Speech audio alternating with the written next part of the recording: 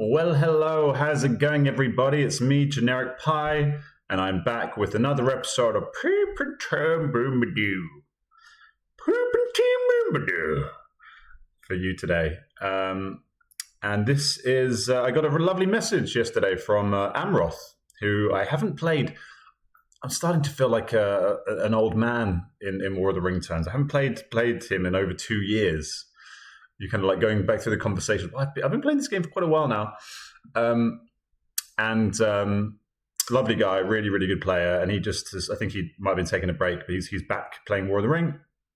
And sent me a replay of a recent game that he played against Clive. Clive appears to be a new player on the server. Welcome, Clive.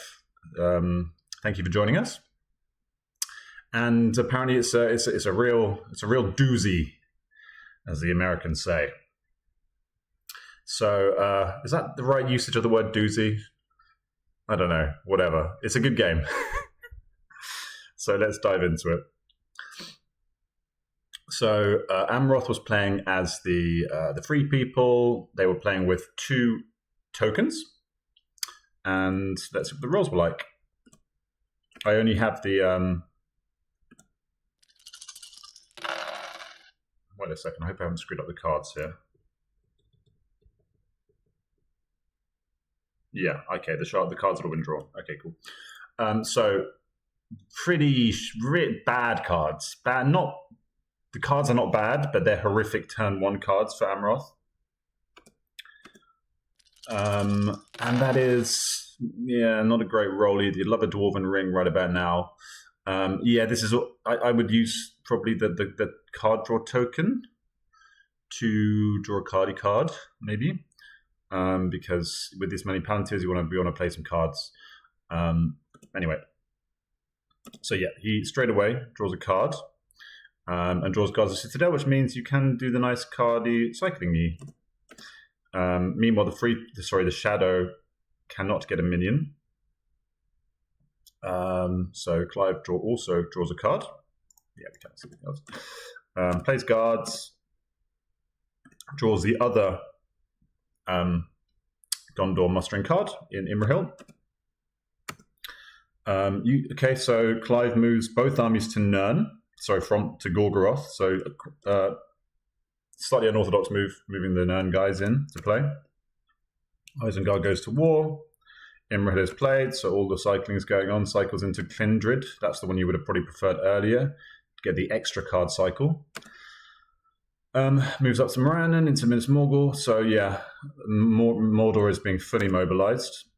Fellowship moves. They are not hit. Moves to Morannon and to Niharad.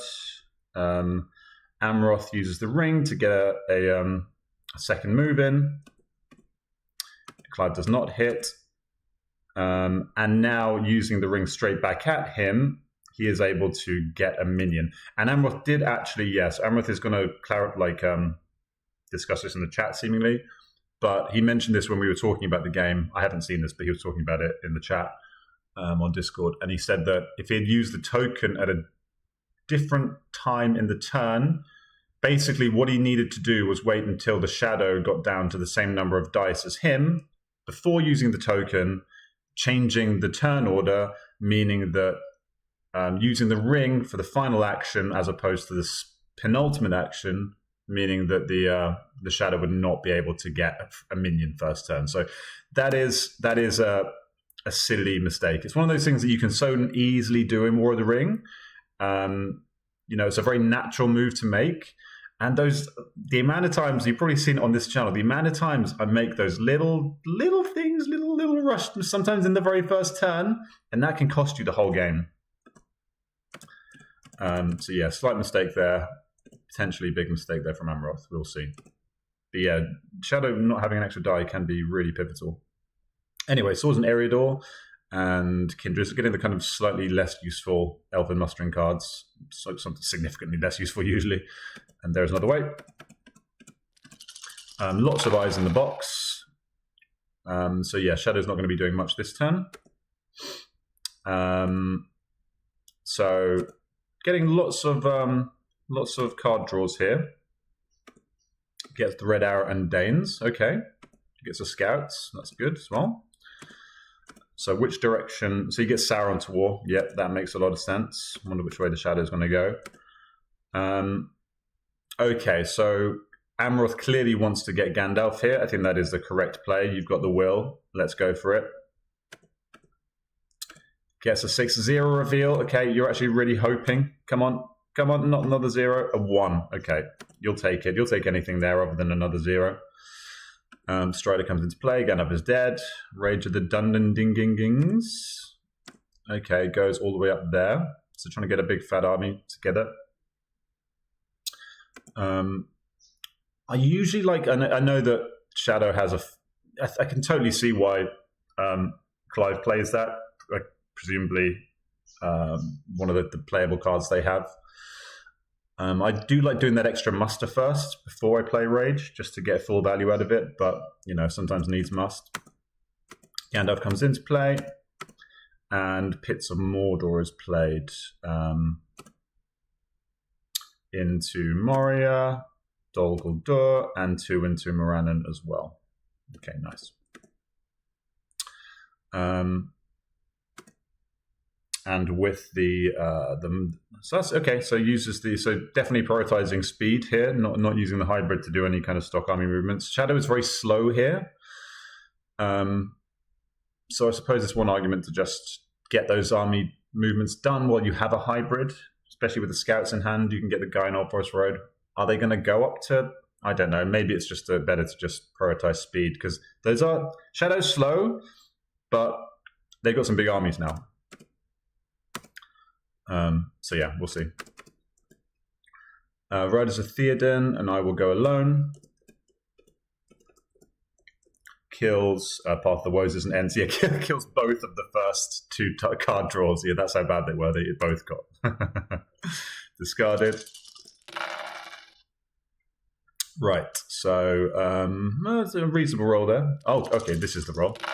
All right, so yeah, this is kind of like why I was leaning a bit towards using that hybrid die, because now if the Shadow really wants to, they could be very sneaky and like for instance, that army up in, what is it? Where are they? Nomad Lands or whatever. That army could go and really pressure Rohan in this situation if they wanted to. And to be honest, the army in Moria is so big that you could actually send the army in wherever the hell this is, South Anduin Vale. 1, 2, 3. You could actually really pressure the Free People's Dice here. You could actually do all 3. You could send this army to Lorien, this army up here to the Jew line, and send this army down and get into Western Met and start, combining with Orthanc to take down Rohan, because he hasn't got any hybrids now. You don't know this, but he could, in theory, play something like... he has got Rise of Theoden and Red Arrow, though, so you don't know that. But so if he plays, I don't know, Red Arrow, and then he could then use a character die to move. But then at least you're taking a character die away from him. I don't know. This is just kind of why, personally, I like when I get a hybrid early, I tend to like to use it. But Amroth's a better player than me. So... he knows what he's doing. So anyway, Amroth moves. The Fellowship is hit. It's an eye. They reveal the General Tale. Another tile. It's a 2. Does he go random? He goes random. Okay. Gimli eats it. Nice and efficient. And yeah, kind of standard. Yeah, the only problem with this is you got that Rage of the Dungeon things. Now this army is you got too much of a good thing. You can only move 2 dudes into here. So what was the plan? Was this just I like men, I like armies, and just not really thinking about what you're going to do with them? Or maybe you're going to go for Rivendell as well. That could be. You could do the triple threat. That could be kind of cool. You could, but. And that would really pressure their dice. That would be kind of cool. Maybe you'll do that. Goes, I will go alone. Sends Merry popping off to hang out with the Gandhi Man in Fangorn. That's kind of cool. All right. I guess when you have that many character dice, you probably don't want to use them all. to move the Fellowship. So yeah, I think that's a nice little play. Frees up Gandhi to piss off and do annoying things. Okay, so yeah, builds up the big stacks in Dimmeldale, then moves up towards the Northranian Pass. Readying the South Rons as well, getting into Old Forest Road. Fellowship flips. Orc Patrol. I mean, you got pretty fully stocked hand. Orc Patrol is, I mean, did you have a chance to play this at the start of the turn? Probably not. Yeah, slowing down the Fellowship. You get a reveal. That's nice. The question is here, does Amroth now use the muster to hide and still prioritize moving, or do you do some more defensive stuff? Let's see. Yeah, so he's prioritizing speed over all else. So hiding, and then we'll move again with the character die. William Realm's been under siege. And then moves again. Hit again. Another eye. So the tiles haven't been big, but there's been a lot of them, and it's been slowing down the Fellowship quite a lot. And now Shelv's Lair goes in the pool. So yeah, Corruption's looking a little bit shaky here for the Fellowship potentially, depending on how the next few moves go. Faramir's and We Prove the Swifter. Strong cards there. Go on turn 4. Pretty decent roll for the Shadow. Still no Witch King. Okay, that is not a great roll for the free people. Can do some kind of you can tidy up your hand. You can play some stuff like, you know, Faramir's, Danes, Riders of Theoden, etc. But going to be you can hide with the Fellowship and move twice, hopefully. But yeah, not ideal really. Yes, with Shadow here, I think this is a good opportunity. Can you get anything? Still probably you've got another ring as well.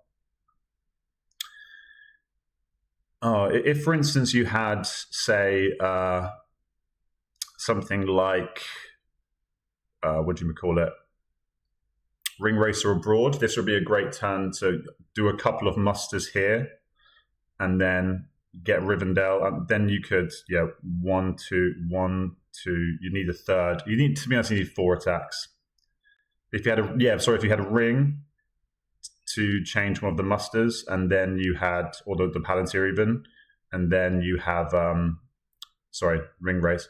I'm kind of just doing fan fiction right now. It's just, I don't know what the Shadow has, so I'm just imagining. But I'm just thinking that would be a nice play if you could just get the three strongholds under siege. So anyway, the Fellowship moves. They hit again. So yeah, and now you get both hits. So if another eye is drawn here, that would suck. And it is an eye. Sorry, yeah, another eye. I think that's like the 3rd eye already. Yep, so the 3rd eye. So you're really getting through a lot of tiles being used, and the pool is still not even shrinking that much because you're hitting a lot of eyes. So that can still 3 3s left in the pool, and the Fellowship is taking a bit of a beating here. Boromir eats it. Lorien is put under siege from Dimmeldale. Yep. We Prove the Swifter. Okay, so who's going where? This could be interesting. The King! The King! Spicy. We love to see that. So I wonder if that is Amroth kind of hedging his bets, thinking, okay, I mean, it's not good for the corruption game, but it is good for the giving yourself other outs. Potentially putting some military threat in there, giving us. I mean, and obviously, while you do give up 3, you lose some speed in terms of being able to hide with other dice. Interestingly, he didn't use the Palantir there to hide before he ran away. He must want to play a card, given he has he'd have to discard next turn. But that extra die gives you more movement anyway. So I think the idea that you lose speed is not always that true, especially with a pretty small Fellowship. You'll be getting down to Gollum pretty soon anyway. Anyway, so Wooden Realm is now attacked. Only 2 leadership in there. I don't think Shadow's been rolling many character dice at all, if I recall correctly. Do you play a card to defend here? You could play the Daylight, certainly. Does he bother against a big army? Goes the Shield Wall. Okay. Cancelled by Storm of Bats. 1 hit. No hits back. 3s all around for the Elves. Stop. I think I'd just pressure there. I don't think that army needs to be preserved that much. I think I'd just keep the pressure on. Maybe he wants to get the Witch King and then attack. Fair enough. Yeah. Okay, I want to get the Witch King first. Maybe he wants to do some card cycling. I get that. Amroth passes. Southrons go towards war. Rise of Theoden is played. Maybe saving the scouts. Maybe plays scouts as well. And really builds up a meaty army in Edoras, which could be interesting for, 3 people shenanigans. And another red tile goes in, so I think that's the second red tile going into the pool. So scary stuff. Oh, through Day and a Night. That's a spicy card. Oh, and I also didn't notice that the king has been crowned.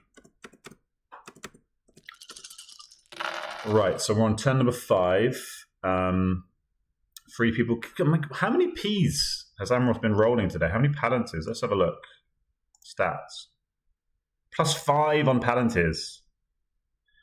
Jeebus. I mean, he's got relatively decent usage out of them. I think a couple have probably been used for ring move. Well, I say that. Such good usage. You had to change them to another die base. So that's not good usage if you have to use a ring on them at all. Sorry. So yeah, maybe not. So anyway, he hides. Nice play by Clive, getting the 2 little, like in a game such as this where there is corruption pressure and military slow. Very, very good play to chase the Fellowship with a little contingent of evil. Moves the Southrons up towards the Dew line. Amroth passes. Woodland Realms attacked yet again. Yeah, so Amroth at this point, I mean, it's probably going to die. Do you really want to use strong cards like, I mean, Day 9 for its guard is obviously just great for its card effect. I think you can maybe play Heroic Death to try and just like drag this fight out if there's not going to be any other combat this round. That's the only thing I can think of doing. Yeah. But it was not. Heroic Death would have just done nothing here because he's probably going to kill it, almost certainly. So anyway, Amroth gets 1 hit back. Now, presumably, Clive only goes for 2, so trying to preserve a decent-sized army to then attack Erebor, presumably. So that worked out nicely.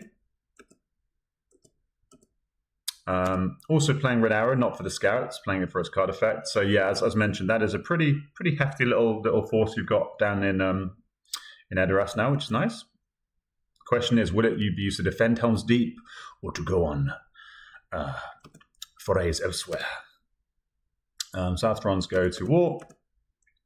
Dwarf Reg pops into Erebor, and yeah, Western Met. Yeah, get the army into Western Met. Plays Horde from the east for its. I don't think that's needed here. I think you have a big enough army to take Erebor and Dale. You've already got too much. I think this is. I mean, again, I know like genius here. There's a lot of better players than me, but like if I were to give Clive any advice in this situation, I think there's been a case of building up armies for the sake of building up armies, playing cards for the sake of playing cards. I think like that what value has Rage of the Dunlendings given you, because this is a full army? What value is Horde from the East going to give you, because these are a full stack? Deadly Strife is such a... I mean, that alone could take down Lorien. And now you've still got 2 strategy cards, but it's probably going to be more likely a Desperate Battle or something that's not as reliable and destructive as a Deadly Strife. I think this is actually a card that I have traditionally overvalued. Sorry, not overvalued. I've overvalued the card effect Horde from the East, because when you think about it, 5 dudes, That's a lot of dudes. It can be very nice, but there is another card in the deck that does essentially the same thing with 4 guys in the East. And Deadly Strife, there's only 3 Deadly Strifes in the deck, and one of them is a Corsairs. So, like, using a Deadly Strife to get 5 dudes in the map, that's effectively like 2 Oliphants, and Oliphants are better because you can use them to press. Okay, there's 1 extra HP, but like, I personally, if you're using 2 dice to muster in North Rune, hypothetically, and then keeping a Deadly Strife is much better than using 1 Palantir to get 5 guys in East Rune, I think. And keeping that Deadly Strife to take down a stronghold. And those are my thoughts on Horde from the East.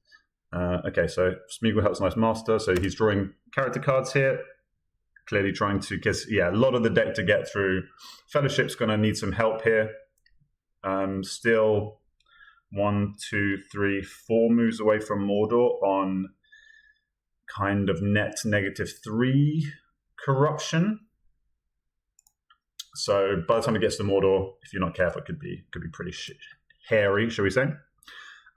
Interesting here. So actually, I'm not sure what the play people. I think what it looks like Clive is going to do is take out the whole of the North. So but what I would recommend here instead is actually going to Withered Heath. Then you can just completely circumvent the North. They're a long way from war. You don't need to worry about them, and then you can take Dale potentially as your final victory point. Because for the free people, unless they get Fearfire Foes, which is pretty much an impossibility given the board state now to use that card, it's so expensive to them to get the North to war for such little reward when you have a huge army sitting next to Dale anyway. So if you just go to Withered Heath, put it under siege, go to Iron Hills, put it under siege, you can just ignore Dale completely, and not have to kind of waste time doing this type of thing. So now, okay, so Amroth is moving. Okay, so it looks like Amroth is actually going to try and kill this army, not move the Fellowship at all, potentially, and kill the rerolls. That's quite conservative, actually. I thought he would have at least moved once. But I guess it does look like you've got time. There's no huge... Well, the July looks like it's going to fall. So that's 5 victory points. Lorien's not in great shape. So 7... Yeah, the Fellowship, the Shadow, is not far from 7 victory points. I don't know how they're going to get the final 3. One could easily be Peligir. But yeah, and there's an army that could at some point potentially, like, if you have a bad dice roll, could easily get Rivendell under siege with a few musters.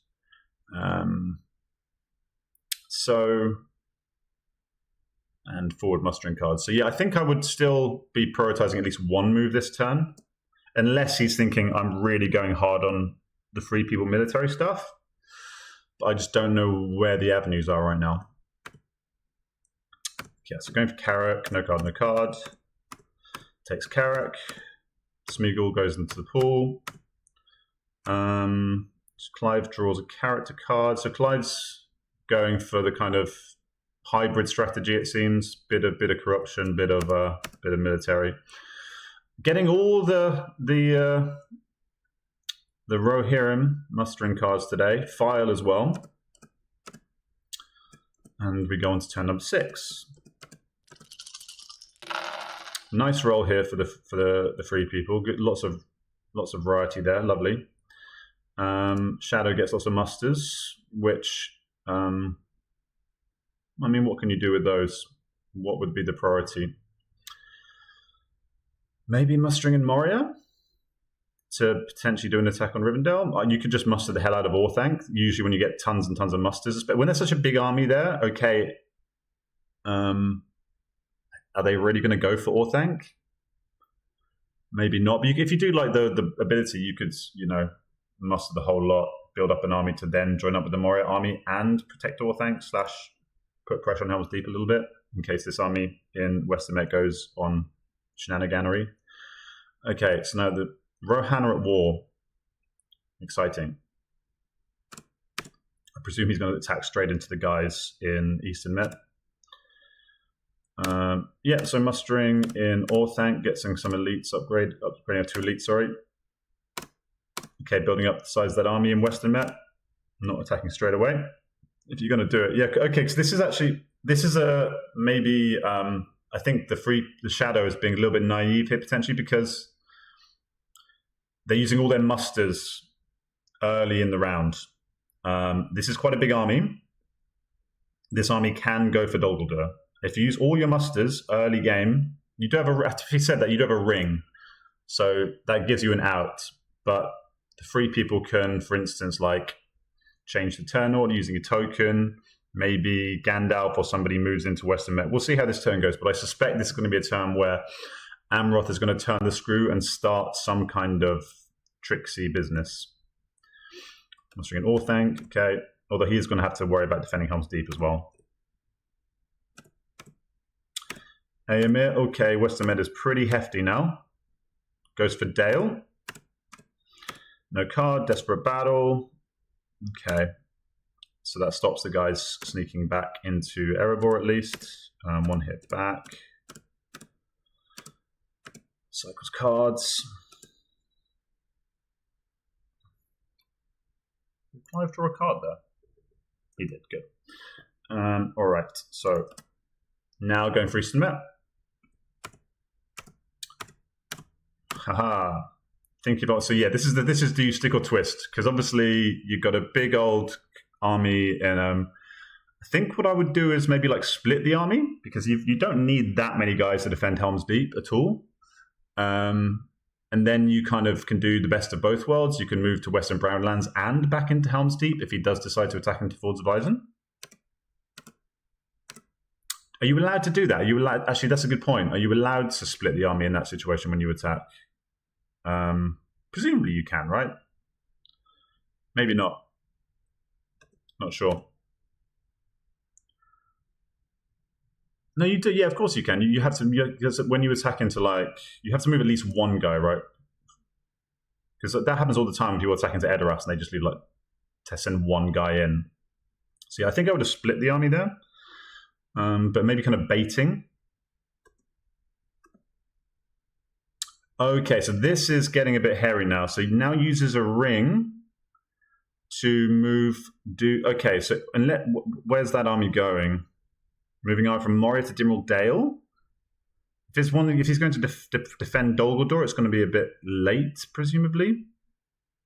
Unless he has a card like Ring Wraiths. But yeah, that's really opening the door, because if Amroth changes the turn order and Shadow doesn't use the muster to muster in Dol Guldur, they're going to lose a stronghold right here. Erebor from Dale, Erebor under siege. Uses Danes, okay. Fair, but you can use the character die to, well, I think it depends on what the Shadow does. He's fighting Rakai. And Erebor, I don't think that's legal, is it? That is not legal. Grond, that's the one. Easy to confuse them. Right. So starts off with the Foul Stench. Is the intention here? Because he's holding 3 strategy cards. I mean, usually what you do is start off with a strong strategy card to when the free people can't play anything defensive.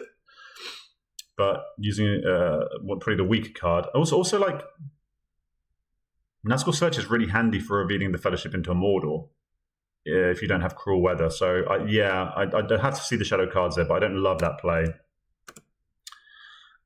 Terrible roll either way for Clive. That's unlucky. 3 hits. This is a very bad, very, very bad start. We're entering I don't think we're going to get a Dead Witch King situation, but this could be a very bad turn for the game of the Shadow. Going again for the character card, interestingly. Black Breath. Okay. I'm just curious what strategy cards Clive's holding to not be playing them. 1 hit. Does that kill a leader as well, I think? 3 hits again.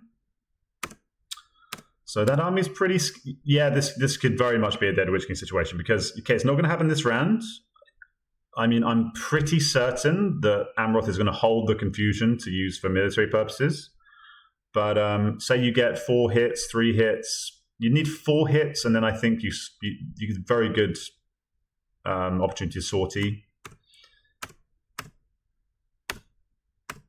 2 hits. Oh no, none, sorry. And just 2, okay. So you're not sorting there, no chance. So Shadow's going to stop. Yeah, see here, okay. Yeah, fair enough. I would have been tempted. You got to move the Fellowship, really. You really do. But I would have been tempted to play the token and just see what he does with this muster. Because then you can use the character die to move into Western Brownlands and then just take Dol Guldur. You got a stronghold. And then that does change things significantly.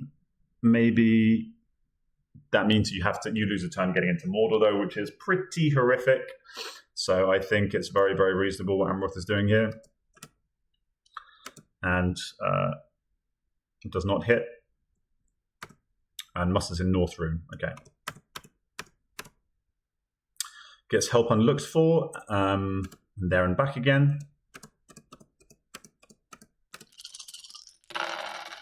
Lots of eyes on the box. So this is going to be a pretty stodgy turn for the... okay, but this is kind of an awkward one. But they have no musters. They have 0 musters. Oh, boy. And they have... Oh, right, okay. So now you've got... Unless he's holding... Okay, there's always a chance he's holding like Orcs Multiply again or something like that. Which is why what I just described is such a handy play, because you do the last move and the first move, there's not even an opportunity for the Shadow to play a card. Right now they can play a card. He's already played Pits of Mordor. Forward mustering cards won't work. So the only thing that would work right now is Orcs Multiplying again, I believe. Is he holding it? But yeah, you need to move once this turn, I think, and you need to take Dol Guldur. And let's see what else happens. Maybe you play like a blue tile or something. Oh, he's moving the king and the wizard. That beautiful shit wizard. Okay, now you can play... oh, you can't actually play Through a Day and a Night, annoyingly.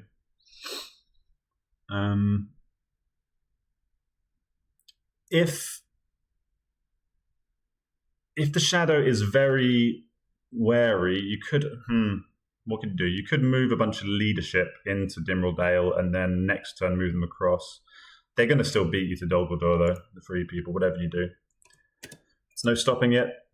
It does move leadership across, but goes for Lorien, so still prioritizing going for the straight military wipeout.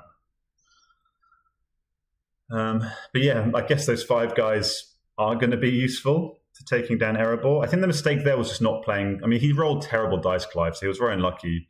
But I think if you're going for a takedown in Erebor against 5 guys, you're probably going to play some more strong strategy cards. The Deadly Strife, that's what it's there for, you know. Uses a ring to play Through Day and Night. Is that... I guess he's using this because he's worried about Orcs Multiplying again. That's the only reason I think this is worth it. But you've got all these character dice. I think if you were going to do this, I would have been tempted to just do what I described last turn and just take it for free, without having to use it. Because, like, okay, you got to move towards Mordor, but you've had to use a ring, which is really, really useful and gives the Shadow some get out of jail free card. But still, yeah, good play nonetheless. So that is a big old army with Gandalf and Aragorn in it. Fighting Uruk-hai is now played. So yeah, this is like something that I often see slightly newer players do. Is they kind of, when they're being confronted with free people military victory shenanigans, they just kind of carry on as if business as usual. And in this situation, I'm not going to sit down and analyze it in depth, but you've got to kind of start thinking about what am I going to do with that army, because that Gandalf army can now... I mean, I think if I'm Amroth right here, I'm thinking about just doing a straight charge to Mordor from there. Amroth has got options here. Amroth can go and just try and retake Woodland Realm. because with all these character dice on both sides, it's very, very hard for Shadow to actually get an army back to Woodland Realm to defend it. So you can liberate Woodland Realm, you can charge towards Morannon, you can get to Daggerlad. There are cards, obviously, that can muster within Mordor, but you can get to Daggerlad and then have a really potentially very good chance of attacking straight into Daggerlad first move next turn. Maybe that's why he used the Through a Day and a Night, because he wanted to get maximum value out of these character dice.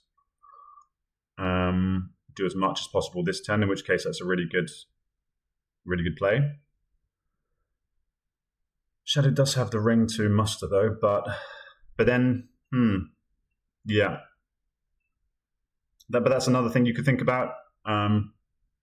You could, go to Woodland Realm, liberate it, muster up more dudes in the Jew line, and then go for like Mount Gundabad. There's lots of things that you can do. Anyway, we're going for Lorien.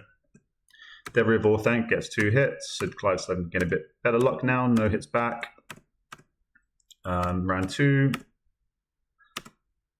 Plays Great Host. Good stuff. Well played. So that's 3 hits, 1 back. So yeah, Lorien is not long for this earth. And Shadow is comfortably up to 5. So that worked out great, actually. Yeah, and that does keep a bit more of the military pressure on. So maybe, my tendency is often to probably be overly defensive as Shadow in these situations. But a really, really good way to play is just to, if you can get the balance right and make sure the free people can't get that second stronghold, keep the military pressure on. Helm's Deep is eminently takeable this turn. They've only got 1 muster. Probably Shadow's not holding an end card. For free people's not holding an end card. If you can get Helm's Deep under siege this turn, you probably get to take it down. That puts you to 7. Then you take Edoras and Peligir. That's 9. Going to be hard to get the 10. That's undeniable. But yeah, maybe that's why Amroth might be looking to retake some strongholds. We'll see. Moves the Fellowship. I think that is, you got to move them. They get hit. So 3. Everybody dies. Okay, now this big army is going somewhere. Let's see where it goes. Files put into the pool. Yeah. Give it to us, put into the pool. So lots of tiles going in. Rohan, Regan, Helm's Deep, and in Edoras, not Rohan. Yeah, Rohan, yeah, sorry. Okay, and this big army is coming to fight. Ooh, okay, that's... Yeah, I mean, that's good. That puts pressure on. Means that army can't just piss off. Keeps them in check. I quite like that move.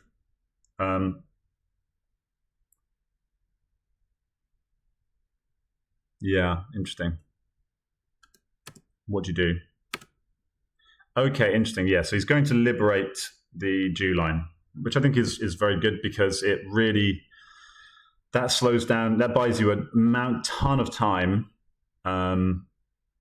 And you can still potentially do, military stuff elsewhere. It opens some force pools as well. You can reopen that northern force pool, and even that elven force pool.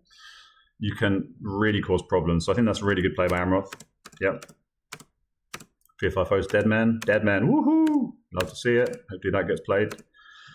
Fellowship declares in Minas Tirith. Great. Okay. Some pretty standard rolls here. Okay, so moves armies into Helm's Deep. So yeah, protecting Helm's Deep, preparing to take Woodland Realm. Shadows gather. Oh, does that work? Can you get to it? Yeah, okay. From Vale of Carnan. Yeah. That's good. Well, at the very least, you can now take Dale, start mustering in Dale. You can liberate Erebor, start mustering dwarves. You can still do. I don't think you go for Woodland Realm anymore necessarily, because that's going to be very expensive. What'd you do then? Interesting.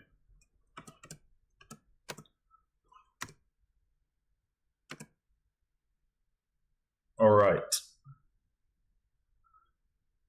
So moving Dwarven boys. Dwarves aren't actually at war yet. But moving dwarves up. Okay, so this could be interesting. So he's retaking Dale.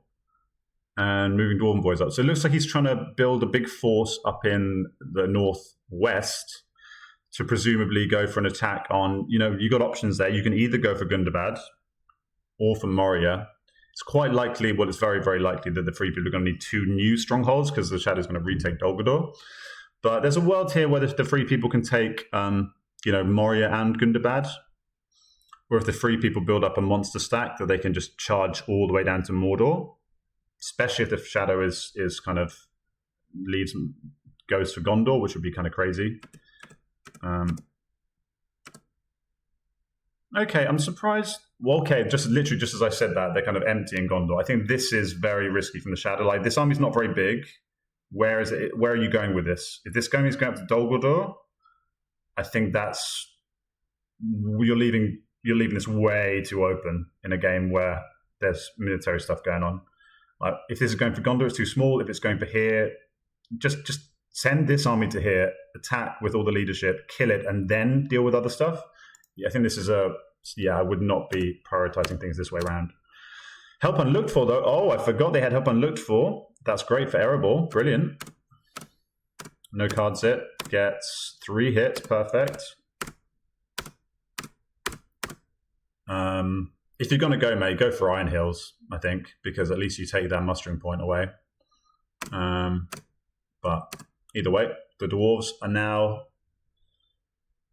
back on the table. Yeah, I just think when you have this army right next to Dol Guldur, you got to just take it, man. That's two attacks. You're almost certainly going to take it in one die. I think that's a huge oversight by the Shadow there. I think that could be game deciding, I think. Yeah, I don't like that play at all. Because you can still come and bring him up later. I guess he just wants to squash the threat in Dale. Maybe Shadow sees that as more of a priority. But it's kind of... But if you take away one of their 50% of their win requirement, that's, okay, they're going to muster up in here even more. This is going to be a shit show regardless. Like, the horse is kind of already bolted up in the Jew line somewhat. But yeah, taking away that Dol Guldur 50% win, 2 points, that is huge. That is absolutely huge. But yeah, the mustering has begun in Dale. Does he just attack straight into them? That could be a very, very bloody battle for the Shadow there. That army is just going to evaporate, I think, if he does. Mustering in North Rune, okay. Okay, so they're discussing having a break from the game.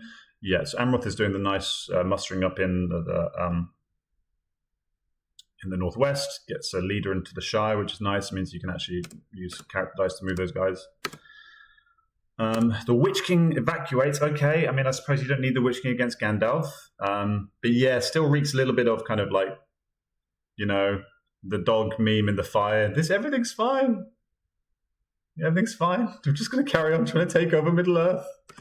Even though there's a crazy wizard and some guy claiming he's the king, destroying everything in the north. Fellowship moves. They are missed. So the hunt's going a lot better again.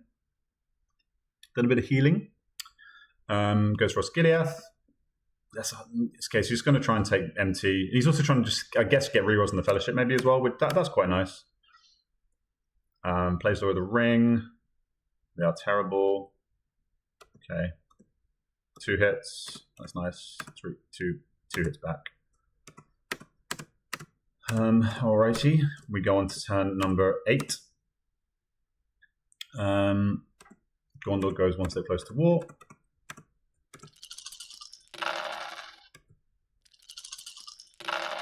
Alright, so this is another, from a defensive POV, this is another tricky turn for the Shadow. Like, as the Free People here, Shadow's not going to win this turn. They do have a ring. I was just thinking, like, if you can bait them into, like, moving this whole army into here, how many attacks? How far are you to Dagorlad, to Morannon? 1, 2, 3, 4. 1, 2, 3, 4.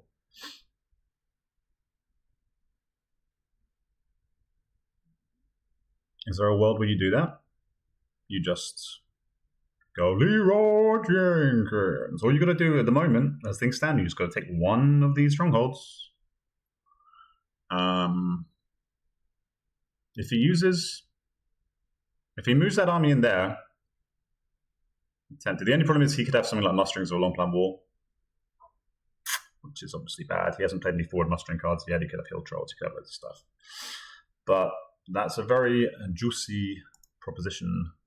Probably wise to just hold fire and just see. I think Shadow might beat themselves in this type of game, and if you wait long enough, you can find the perfect opening rather than trying to like force an opening.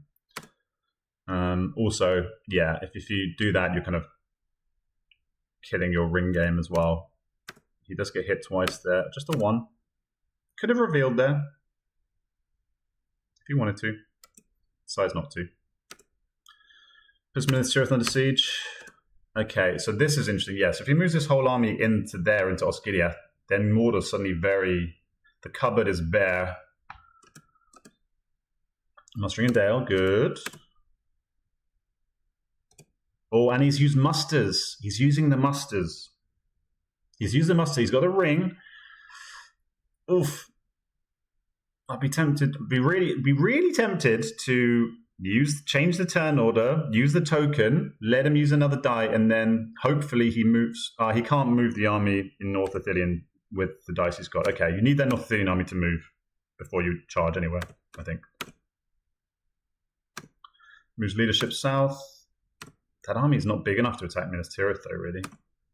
He's doing it! He's doing it! Burp, burp. It's happening! It's happening! Flocks of Crebain? What? Why? I guess, and to be fair, I'm being a bit churlish here, but that does increase the chance of revealing them into Mordor, which is kind of nice. Yep, so Amroth is going for it.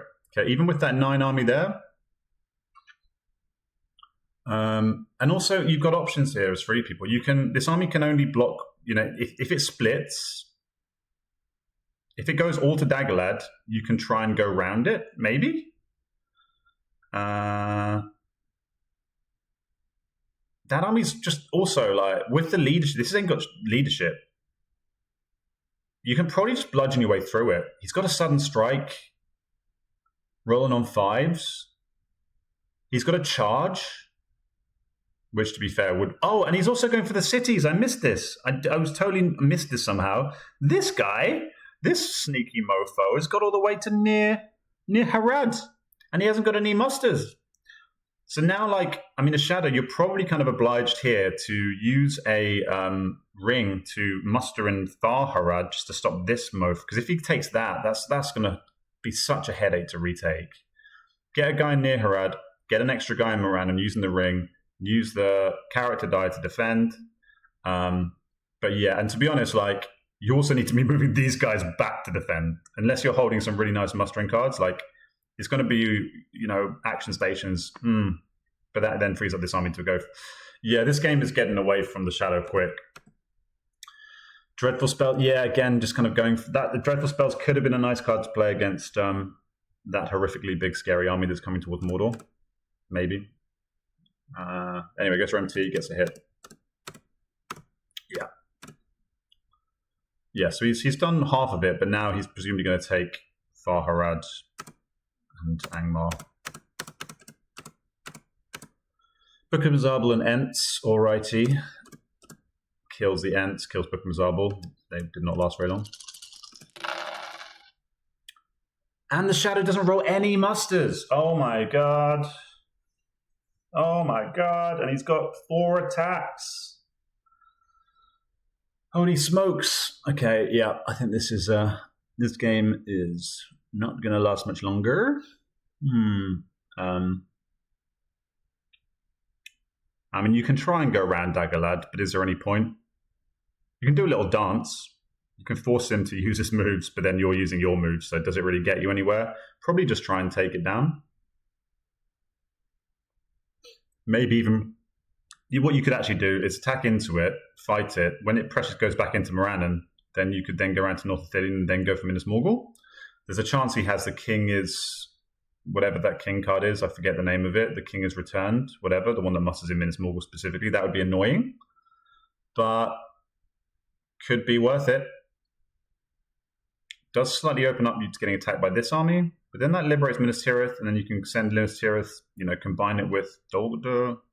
I think first things first, though, I would just be going for, because you can try and put pressure on to win this turn. He hasn't got any musters. So you can, first things first, 100% what you're doing is taking Farharad and Angmar, I think. Because, yeah, exactly. Yeah. So right now, the free people don't even need to take Mordor because the Shadow has to use a bunch of.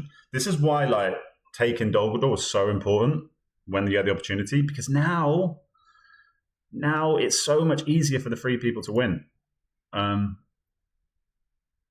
They just need to take the cities. Old Forest Road moves to. What's the Shadow doing here? Are they trying to take Erebor? Whoa, they've transported to near Harad. If you go off the top of the board, you come back the bottom. It's like Pac-Man. I never knew. Oh my God. No. That was a mistake. So yes, they're moving the guys from they're leaving Umbar empty. Oh. Because he's got Círdan ships. He could muster a guy in Peligir, play Círdan ships. No mustering. He can't muster anyway. Himself. Neither can muster. But yeah, let's see what Amroth actually does. Daggerlad shining. Yeah, just smash through Daggerlad. I think that's the way to go. Probably going to go challenge the king / sudden strike, I mean. Yeah. Gets just 1. That's not ideal. But gets 5. No, sorry, 2. Clyde, they roll at the same time. Just 2. 3 back. But the army's just so big. It's just so big. And now, I guess you got 2 options. You probably just go over them now. Go through Morannon, go for Barad-dûr. Yeah. Get to Gorgoroth that way. If you do this way, it's just a bit too slow. I think go for Morannon. If he fights you, fine. If he goes into a siege, even finer. You just go to Gorgoroth. Looks like it's going to be GG's next turn. Druiden Forest. So, yeah, the Shadow's just kind of going for, I guess maybe that's the way they think that, they've got to try and, if Shadow free people can't win this turn, they have to be able to win militarily next turn. So how can they do that? They could take Erebor, Helm's Deep, and Edoras.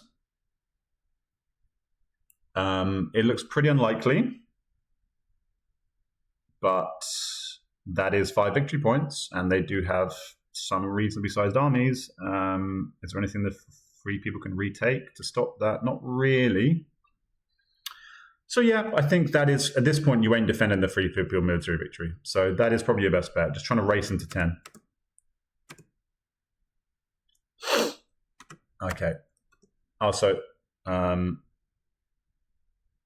they should have been at war, the Gondorians. Okay, goes from Morannon, field. Okay, so that makes a lot of sense. Goes for another sudden strike. This time gets 2. 3 more hits. So that now Morannon's down to 3 guys. And they need 1 hit back. Oof. So now we could maybe just take Morannon. I mean, Barad-dûr is obviously the easier target. He's going to try and take back Dol Guldur. Okay. So if the free people can just take Morannon this turn, that would be the quickest way of winning. Do they go for that? Do they just go for the Morannon? Maybe. Draws a card. Obviously, they don't have any forward mustering cards. They haven't played anything. He's going for Morannon, yeah. I think given the dice, that makes sense. You can actually just win it this turn. What cards have we got here? Do you probably just play the charge, I guess? Yeah. 1 hit. 2 hits. 2 hits back. Press. No card. Gets a 6. So, okay, now we're up to 5 victory points. The 2 sides are on the same number of victory points. Don't see that very often. Dol Guldur, if he's got one of the cards, he can take it back.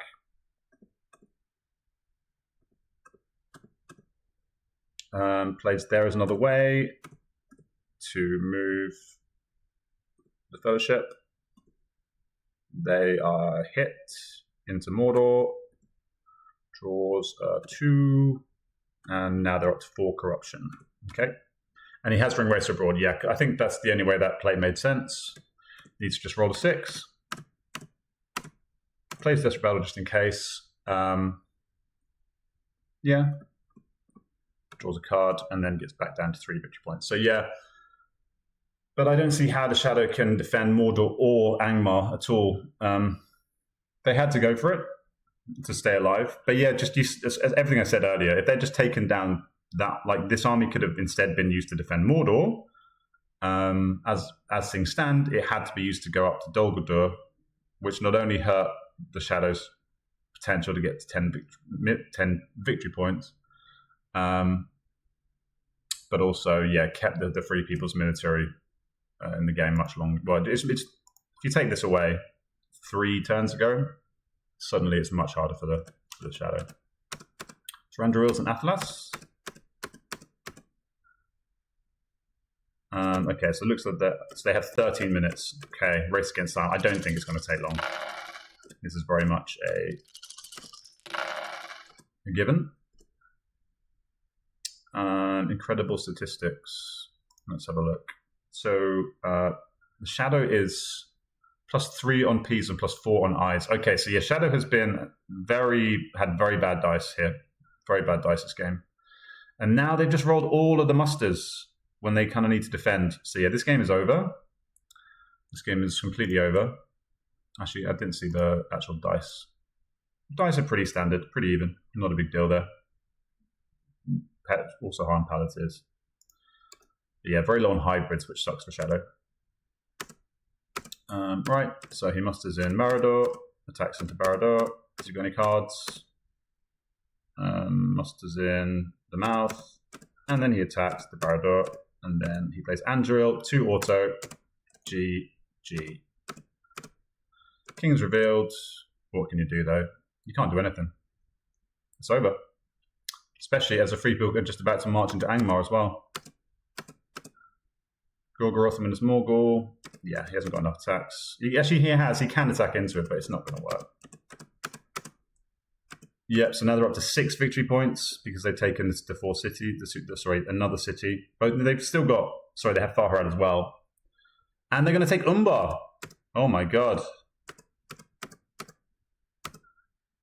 They don't have a die to move into. It would have been cool if he'd be able to take Umbar as well. Use the ring to attack Morannon. But yes, it's a lost cause regardless. Plays a Deadly Strife, kills Morannon, back down to 4 victory points, and it's GG. But yeah, I think that was a very, without trying to sound like patronizing, it's a very educational game for any newer players out there, because I think I've been in this situation myself when I was starting out. You're playing the Shadow, Free People starts doing crazy stuff with the Free People and getting Rohan to war and getting Aragon on the board and going for your empty strongholds. You've got to be just that little bit more cautious and just allocate a couple of musters to making sure you have one guy in strong. As soon as Aragon's in the game, just make sure you don't have any free, because when there's Free People on 6 dice, you've really got to be careful to make sure you don't give them any free strongholds. And I saw it about a turn or so before that he was going to go for Dol Guldur.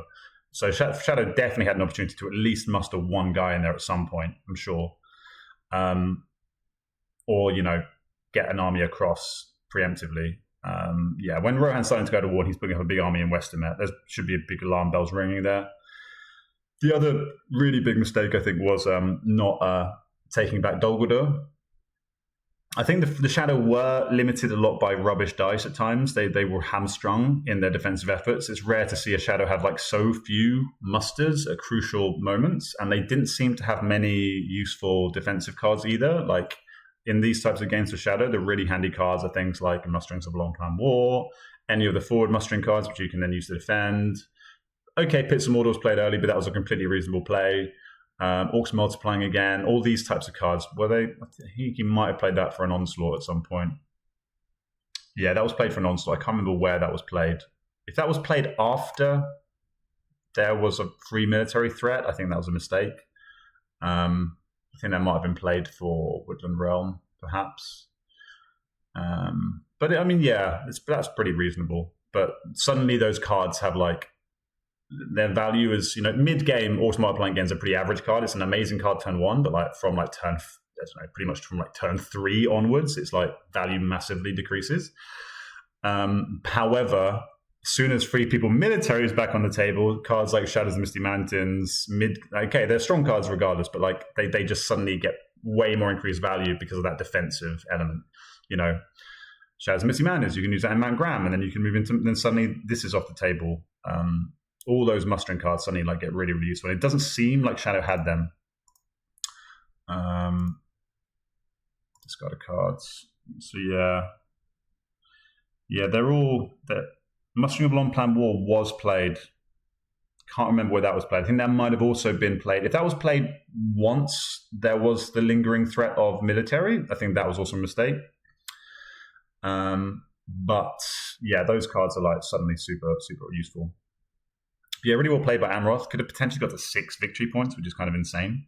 Maybe even 8 if it had an extra move to get Umbar, which is wild. But yeah, kind of a classic example of Free People pivoting and Shadow not adapting their play to the pivot, to the military. But yeah, good game, fun watch. And I think this is, pretty much anyone who's played this game has been here at some point. Yeah, it's kind of a rite of passage as a Shadow player. But yeah, thanks for sharing, and thanks for watching, everybody. I love you. Bye bye.